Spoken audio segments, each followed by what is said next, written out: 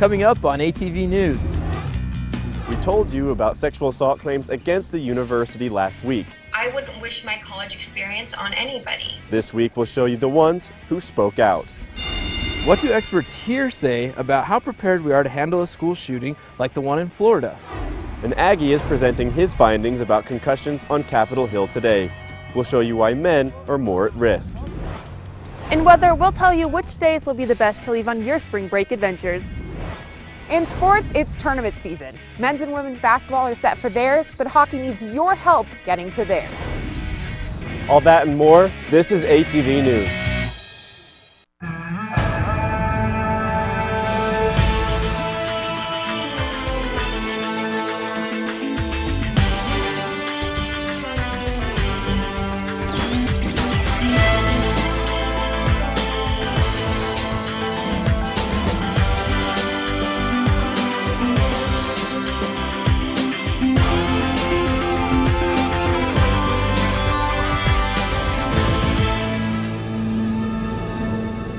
Hello and welcome to ATV News. I'm Chaz Ricks. And I'm Bronson Tykert.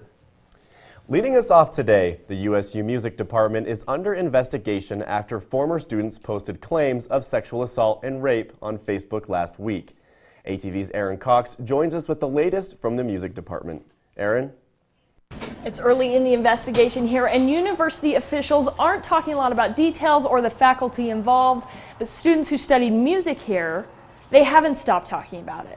A week ago Saturday, I made a Facebook post about it. Over Skype, USU alum Amy Arachlin told me she posted on Facebook about music teachers using misogyny and emotional manipulation against her and other students in the department. That started just many students contacting both of us. All sharing similar claims of discrimination, humiliation and shame, threats and verbal assaults from their music teachers. And for Whitney Griffith, even rape.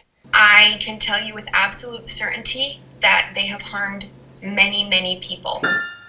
Now a music teacher, Diana Klein, was one of the many who says she was emotionally harmed. He screamed and yelled at me in front of 2 other faculty members and several students. Klein says she was too afraid to even report him. I was really scared. We all were, because the men in that department had so much power, and you knew that if you took one toenail out of line, you could lose your degree, everything. And even though Klein keeps her connection with music and teaching, she says she's lost her love for performing. After I went to Utah State, I stopped performing because the anxiety would hinder me so bad that I haven't been able to really move past that. And multiple alum posting the stress and pressure coming from their professors caused physical illness and debilitating health problems. If you feel like you're under threat, you can't grow, you can't progress, and I wouldn't wish my college experience on anybody. Which is why she says she posted. I think there needs to be some changes made. I do not have confidence in the current faculty. The one that I had the biggest issue with is still there.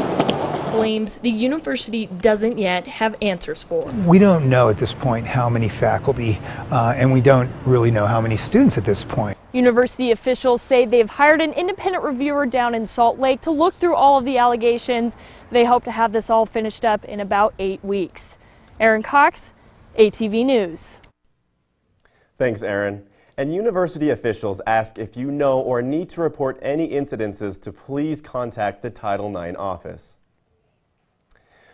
Voting is now open for the USU student government final elections. This morning, the Statesman held a debate for the candidates, and here's the closing statements from the 2 presidential candidates.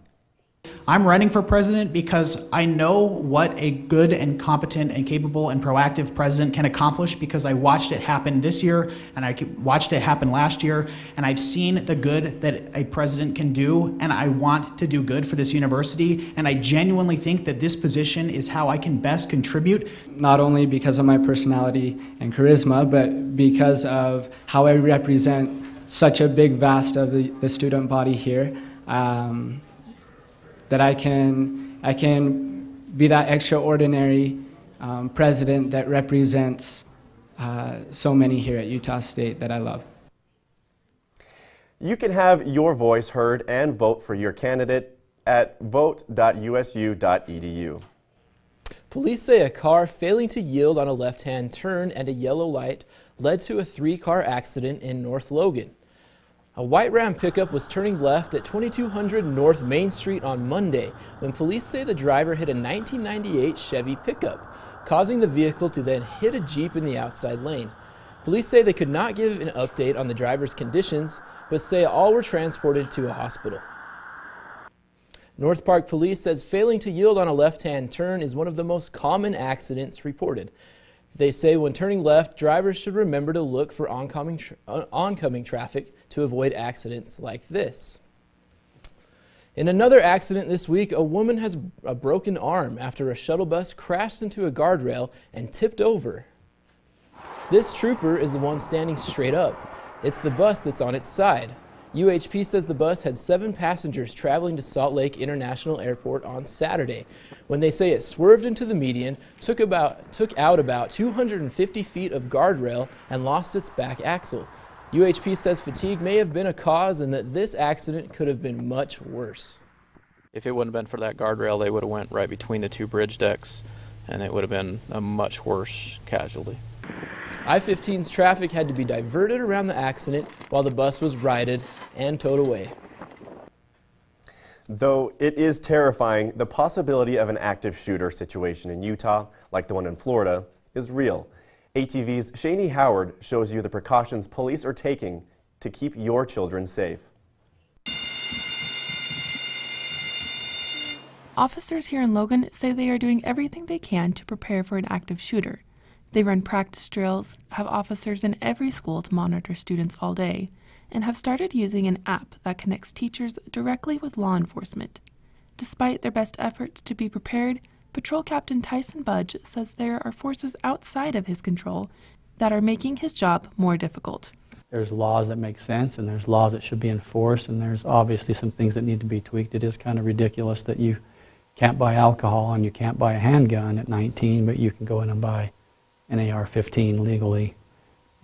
Here at Skyview High, the principal says it's beyond his job to change laws and security systems. Instead, he says he can keep the school safe by doing what is his job. I think we could build 100 security systems and you know, arm every teacher and do all those kinds of things, but that's not what we're here for. We're here to educate and to help students feel safe. Budge and Monson say they have already stopped several students who have attempted to harm others in their schools. And though they don't entirely rule out the possibility of a shooting, they believe Cache Valley is still a safe place to live. Shani Howard, ATV News. Police and Monson encourage students to report any strange behavior they notice to their teachers or principal. And now, on to other news. More than 460,000 student athletes compete in 24 different sports at the collegiate level, and many will suffer from concussions. One USU student hopes his research might change the culture of reporting these injuries. The study found female athletes like these volleyball players are more likely to report concussions than men, and men who play football are least likely of any athletes to report concussions. These injuries can limit playing time, jeopardize athlete scholarships, and end athletic careers. The researcher wants to change the tough-it-out culture among athletes and the fans. They're high-level athletes, but they're still somebody's kid. They're still a person outside of the sport, and so I think there needs to be a general concern for their safety and well-being. To make that change happen, Josh will be presenting his research today on Capitol Hill in Salt Lake City. How much you pay in food sales taxes may change if a new bill passes. Haley Hendricks joins us live from where food could get a little cheaper, Luke's Cafe. Haley? Yeah, so here in the cafe, one donut costs about 25 cents plus tax. But if the new bill passes in the Senate, there would no longer be tax on food. Next time you're at the grocery store, you might be paying a little less if a sales tax on food is removed. If you spend $100 on food, there's no tax.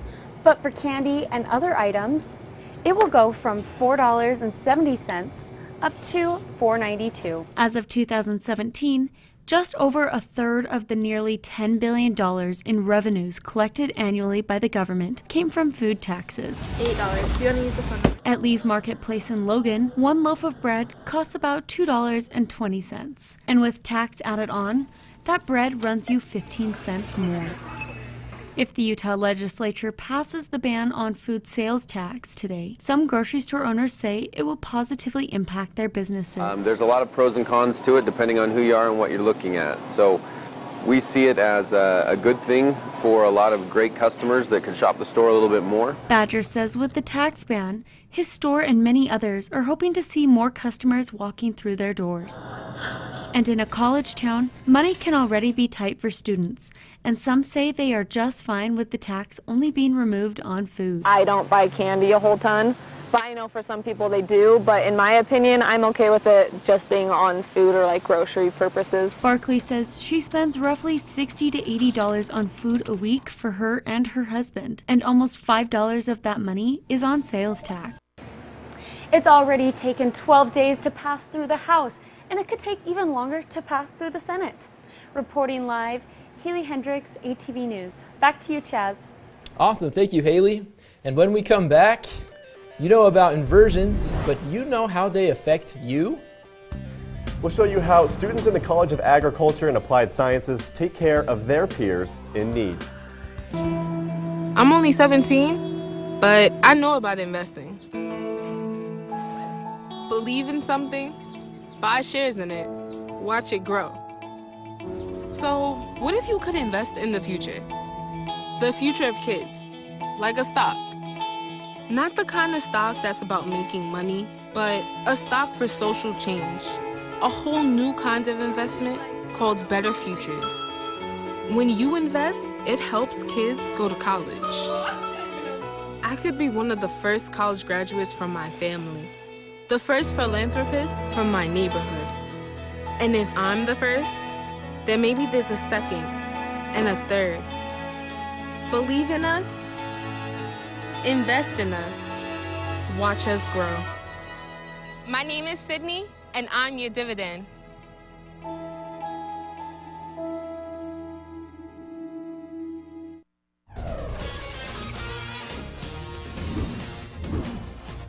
Welcome back. Winter is coming to an end, but that doesn't mean there aren't more days of inversion ahead.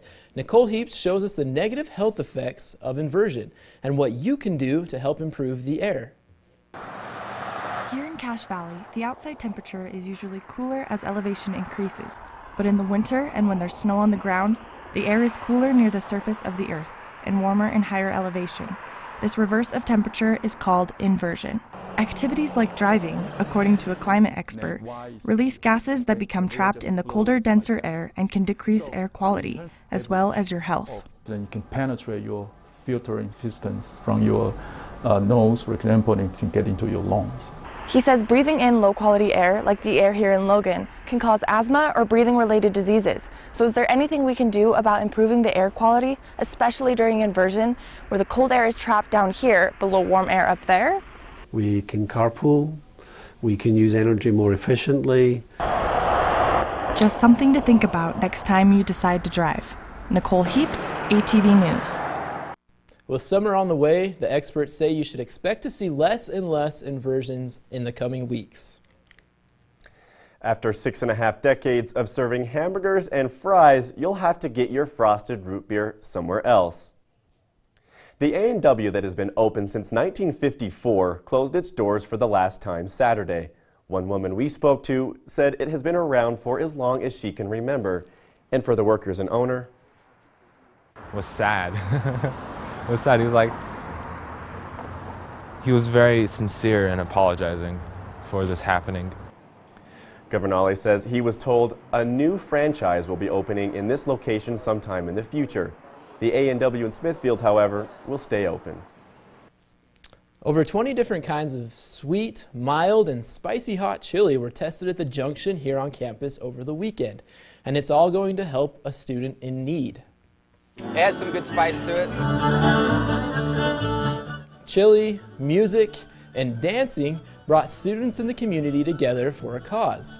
The chili cook-off brings in donations for a student in the College of Agriculture and Applied Sciences who is facing adversity. The student that we're donating to, him and his wife just had a baby boy, and they spent most of a month or two in the NICU. And the dad is the student in the landscape architecture department, and he would drive up every week to Boise just to see his wife and son. Now, the money from the cook-off has not been counted yet. Organizers say that they were happy with the turnout. And when we come back, Shani Howard will have your full Cache Valley weather report. Currently, it is 35 degrees. Today, 1 out of every 4 American kids is Hispanic. That means many of the future doctors who will care for us, the engineers who will build our cities, the scientists and entrepreneurs of our country can be your kids. We all know how hard it is for you to send them to college. This is why we want you to know you are not alone. And every day, more people support you to make it happen. Many support you.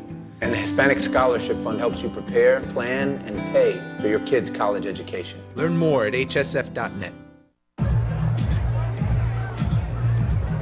If you drive buzzed, it could cost you around $10,000. You'll face major legal fees, major fines, and steep insurance penalties. You could lose everything. Buzzed, busted, and broke, because buzz driving is drunk driving.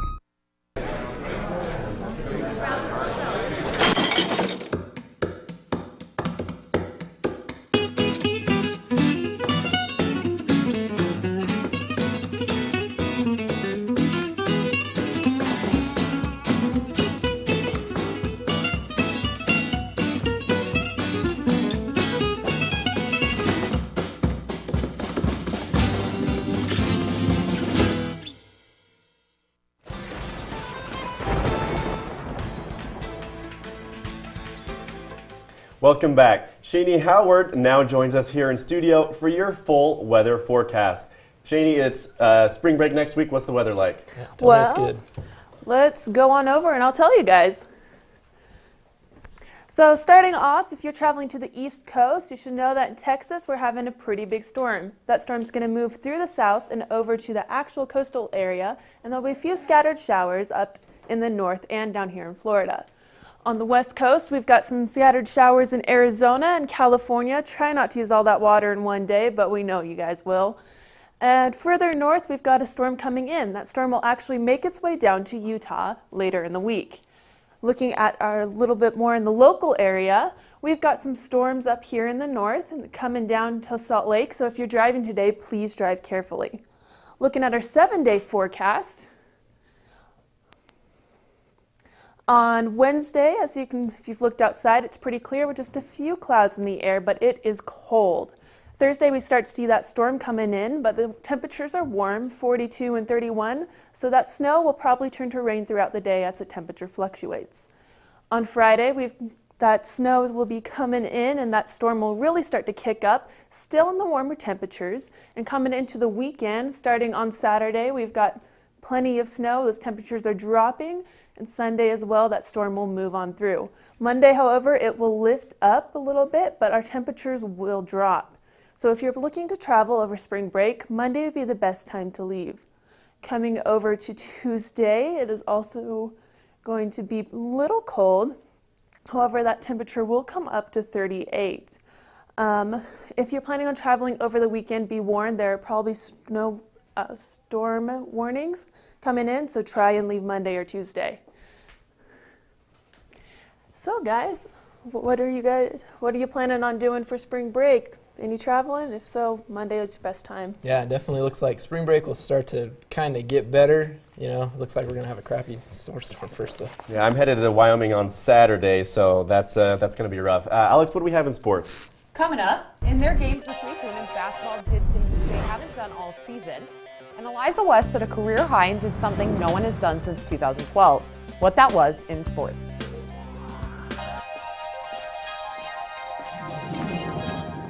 Can you concern with me? Imagine what you'd see if every child had a book to read. 'Cause every kid across the nation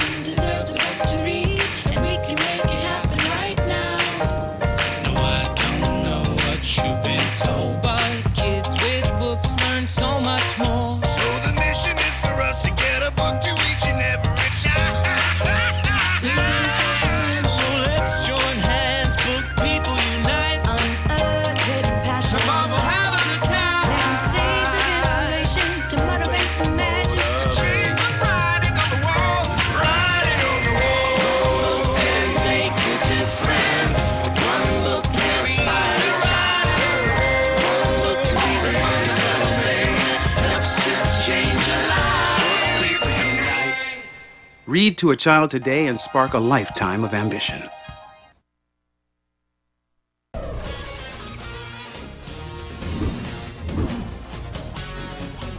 Blues. Get up to the baseline, puts it up and in.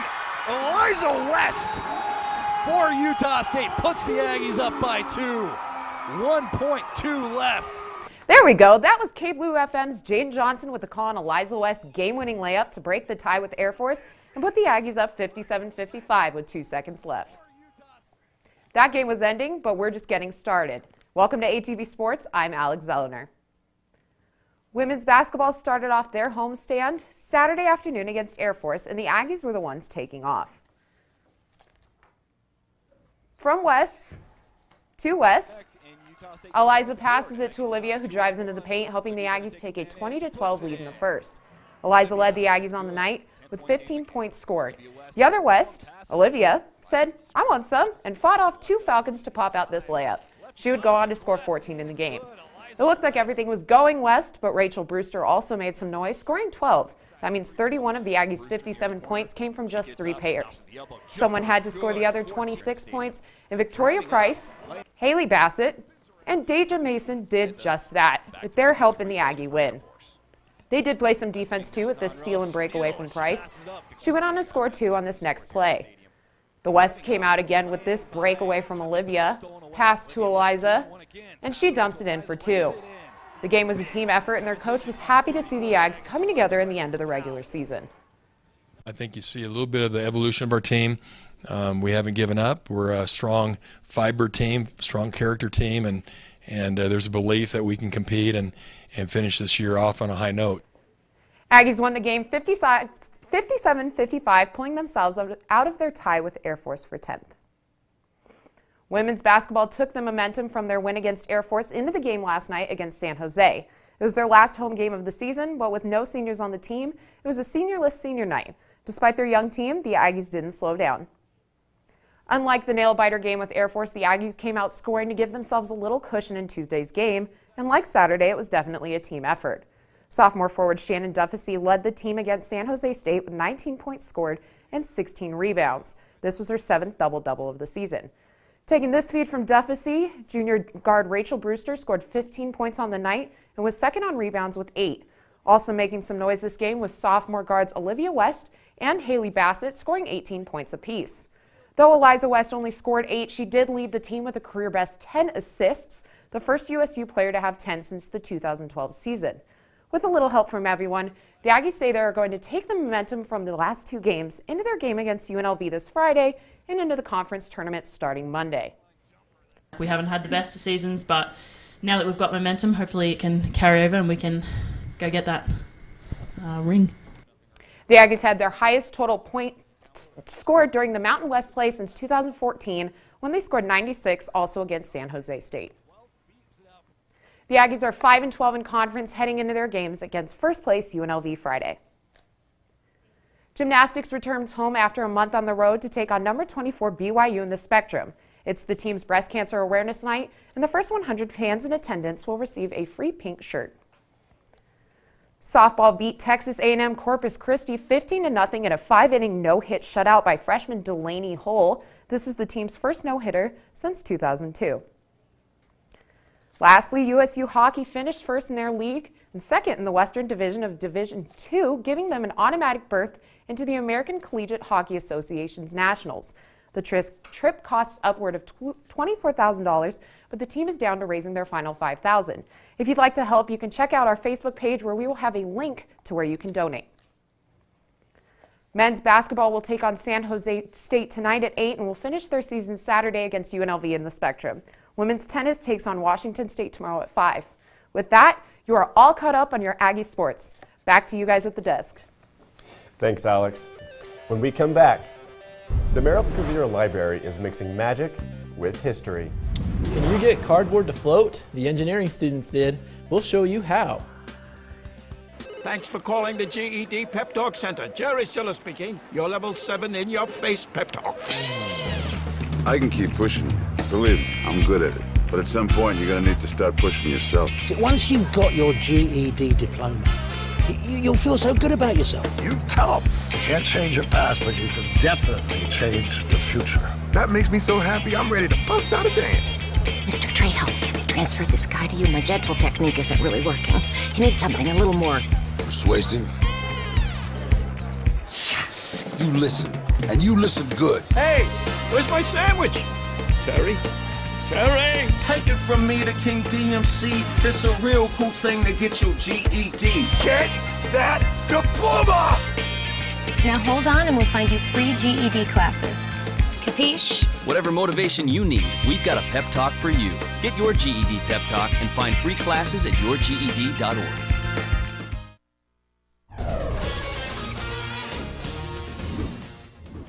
Thanks for sticking around. Engineers solve a lot of problems. What about the problem with floating on water in cardboard boxes like this one? ATV's Braden Clark takes you to the races to see if these boxes sink or swim. I have a lot of cardboard boxes sitting around my house. The last thing I thought I'd use it for is to build a boat and race it across water. It's really humid in here. From dragons the Tridents. They're all competing to be the best, to prove they are the best cardboard boat racer in all of Cache Valley. These weren't just slapped together. We spent probably about 4 or 5 hours working on this boat. We did it on a Saturday. It took maybe 4 or 5 hours. Bringing all these students together that quickly, there were bound to be a few standout designs. Like that dragon one back there is insane. Red duct tape. Get set, go! As the races began, we saw a few take an early lead, but quickly saw themselves at the bottom of the pool. And some fantastic finishes.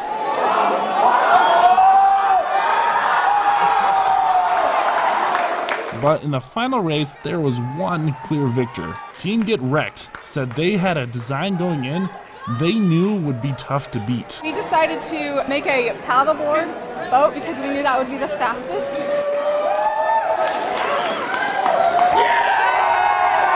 An experience these students say they're grateful to have this escape from everyday life. We get to apply things that we learn in school to actual recreational things, and it's a blast just being able to come out here and compete with these kind of things. Braden Clark, ATV News. Both Sarah and Caitlin received Amazon Echoes for coming in first place. Did you read Harry Potter and wish it was real? The Merrill Kazir Library is blending history and magic. The Hatch Room is decorated with Hogwarts letters and flying keys, blended with the display currently up from the U.S. Library of Medicine that educates about herbals, celestial maps, and bestiaries, much like the ones used in Harry Potter. One employee says it helps the library bring more people in. This one particularly is just for fun, to bring people in, to show them what we have in our collection. Rainey says this is a good opportunity for people to come down, see the display, and see what else Special Collections offers. If you missed the state chariot races this time around, they'll be back soon for an even bigger title. The Utah State Chariot races were held this past weekend, and despite the freezing temperatures, the racers poured their all into the race, just as they were bred to do. I drove my first team when I was 18 years old, but my grandpa's been involved in it for about 60 years. I'm 4th generation in chariot racing, so it's kind of in my blood. It's who I am. Gibson and Wright, along with their horse, Time for Jesse Lee, took home the title. They will be racing at the World Cutter and Chariot Racing Championships starting March 17th at the Golden Spike Event Center. And you are all caught up on Cache Valley News, so thank you for joining us on this edition of ATV News. Catch all of our latest editions of ATV News on our Facebook page. If you'd like to stay connected with us throughout the week, follow us on our Twitter and Instagram. Have a great day, Aggies.